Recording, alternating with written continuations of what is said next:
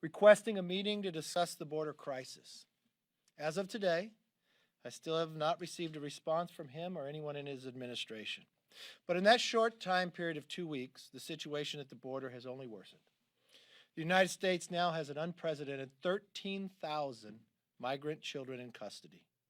At least one migrant facility hit 729% capacity, and the mass influx shows no signs of stopping. When I toured there, I went to the El Paso facility. It was built during the Trump administration. 98,000 square feet. They said they built it so large that they would never meet capacity. That day, that Monday, they did something they didn't think they could do. They surpassed capacity for the very first time. 1,040. And what that meant was 120 Border Patrol agents who were supposed to be protecting our borders got pulled off to be in that facility. Earlier this week, when I led a trip to the border with 12 of my Republican colleagues, what we witnessed confirmed that situation is even worse than we anticipated. Now, this photo was taken 4 days ago on private land at the border. This is what a crisis looks like. This is what the president will not go see. This is what President Biden will not acknowledge. The migrant facilities are exceeding capacity and require additional manpower. The overflow is taking border security agents off the patrols and creating more security vulnerability for our country. 10% of the migrants in the facilities we toured are testing positive for COVID. And those are just those that are tested. They do not test them when they enter. While I was there, they announced they were moving 1,000 to Midland, Texas, 3,000 to the convention center in Dallas. More coming probably to your cities as well. Not only does this create a health risk for the agents, but has also sacrificed the efforts of our communities have made to stop the spread of this virus. Even more alarming, during our briefing, we're informed that the Border Patrol agents have caught suspected terrorists trying to enter our country. I thought that would make all members of Congress think we'd have to work on this subject. Instead, I've known several Democrats were quick to accuse me of lying on Twitter. One even serves on Intel. Turns out they should have taken that time to find out the true facts. 2 days ago, Axios confirmed that it's just in the past 5 months, Border Patrol agents have arrested at least 4 individuals who match the names on the FBI terrorist screening list. Even the President's own Homeland Security Secretary confirmed yesterday that the terrorists indeed have been trying to illegally cross the border. When I sat at Monument 3 discussing with the Border Patrol agents, I asked them, for which countries have you found people coming across? Yes, Mexico and Central America. But they talked of Turkey, Iran, China, Sri Lanka, and others. This should frighten every American family. Even one suspected terrorist who gets into our country is too great a risk for our country and our nation's security. We must do more to stop this historic flow of migrants trying to illegally enter our country. It begins by sending a very clear message, united message to the citizens of Mexico, Central America: do not make the dangerous journey to the United States to cross the border illegally.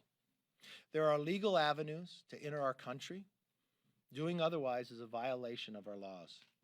Unfortunately, House Democrats are not interested in making any serious attempt to address this crisis. Today, they are voting on 2 bills that not only do nothing to address the problem, it ignores the problem, but will actually worsen the situation. During her press conference this morning, the Speaker, Pelosi, had a sign up that said, "Home is here."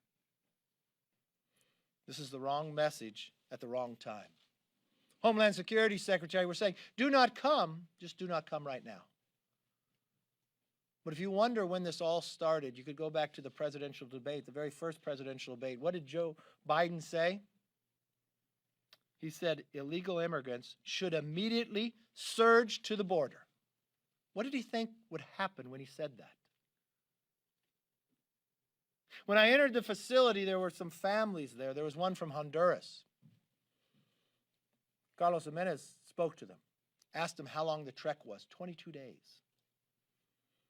Just read a quote from another family from Honduras, said why they made the trek, because they heard President Biden say they were welcome.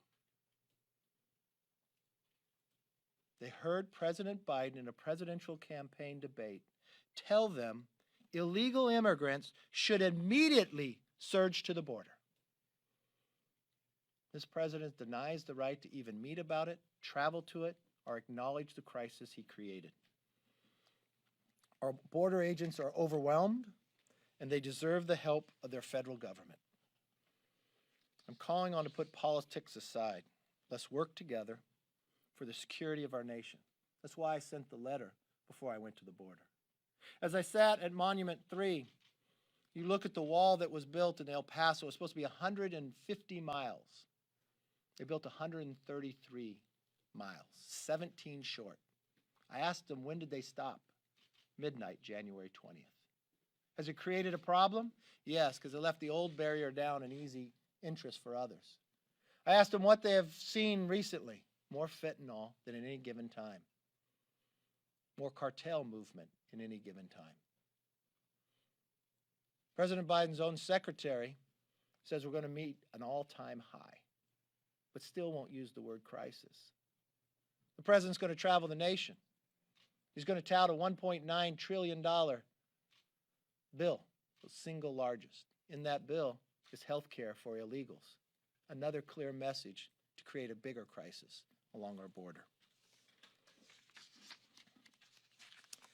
Last week, Speaker Pelosi reappointed Eric Swalwell to the Intel Committee. Based on the briefings she and I received together, Swalwell should not serve on the Intel Committee. This isn't about politics. The Intel Committee is a committee not like others. Those in the majority are only appointed by one person, the Speaker. She has all the information that I have. Even if she did not have that information, I think a basic item that all members who get appointed to the Intel Committee should have.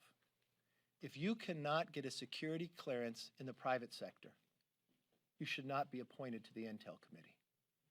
Eric Swalwell, based upon everything in public that you know, cannot get a security clearance in the private sector. But only in Congress would he get appointed to learn all the secrets of America. That's wrong. She's got 200 other members who could serve on that committee. And I think the only criteria that someone would have to meet from the very beginning would be, can you have a security clearance in the private sector? If you can't meet that bar, you shouldn't be able to meet a bar